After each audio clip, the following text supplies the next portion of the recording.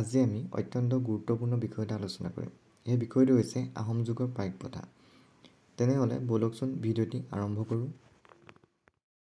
পাইক বা খেল আহোমসকলৰ অতি গুৰুত্বপূৰ্ণ ব্যৱস্থা আছিল, যিটো সময়ত অসমীয়া সমাজখন কৃষিভিত্তিক আছিল। এই কৃষিভিত্তিক সমাজখনক সুসংগঠিত কৰিবৰ বাবে স্বৰ্গদেউ প্ৰতাপসিংহৰ দিনত মোমাই তামুলী বৰবৰাই এই পাইক প্ৰথাৰ ব্যৱস্থা কৰিছিল।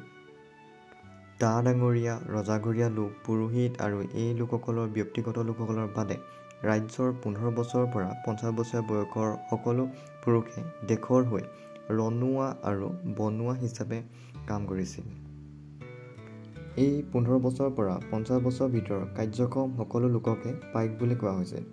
অৱশ্যে কিছুসংখ্যক ইতিহাসবিদৰ মতে এই পাইকসকলৰ বয়স 15 বছৰ নহয় 16হে আছিল। অৱশ্যে এই বিষয়ে কোনো তথ্য পোৱা নাযায়। প্ৰথম অৱস্থাত 4জন লোক মিলি এটা গোট গঠন কৰা হৈছিল। গোটৰ প্ৰত্যেকজন পাইকে ৰজাৰ ঘৰত 3 মাহ কাম কৰিব লাগিছিল।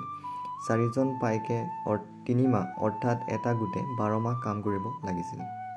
অৰ্থাৎ 4জন পাইকৰে বছৰত এবাৰকৈ পাল পৰিছিল। পৰৱৰ্তী সময়ত ৰাজেশ্বৰ সিংহৰ দিনত এই গোটৰ সদস্য সংখ্যা 4জনৰ পৰা 3জন কৰি দিয়া হৈছিল। লগতে প্ৰত্যেকৰে কাম কৰা সময় 4 মাহ কৰি দিয়া হৈছিলে। 3জনীয়া পাইকৰ প্ৰথমজনক মূল বোলা হৈছিল, দ্বিতীয়জনক দেৱাল আৰু তৃতীয়জনক তেওৱাল বোলা হৈছিল। গোটৰ কোনোবা এজনে ৰজাৰ ঘৰত কাম কৰিবলৈ যোৱা সময়ত বাকী 2জন পাইকে পাল কাটিবলৈ যোৱা পাইকজনৰ ঘৰত খেতি পথাৰত কাম কৰি দিয়াৰ উপৰিও তেওঁ পৰিয়ালকো চোৱা চিতা কৰিবলগীয়া হৈছিল আৰু এনেকৈ ভালেমান গোট লগ হৈ ৰজাৰ ঘৰত কাম কৰি দিব লাগিছিল। এনেকুৱা গোটৰ এটা ডাঙৰ সমষ্টিক খেল বুলি কোৱা হৈছিল আৰু এই খেলকো বেলেগ বেলেগ খেলত ভাগ কৰা হৈছিল। উদাহৰণস্বৰূপে নাও বনোৱা খেল, লোণ বনোৱা খেল, ধেনু বনোৱা খেল আৰু সোণ বনোৱা খেল ইত্যাদি।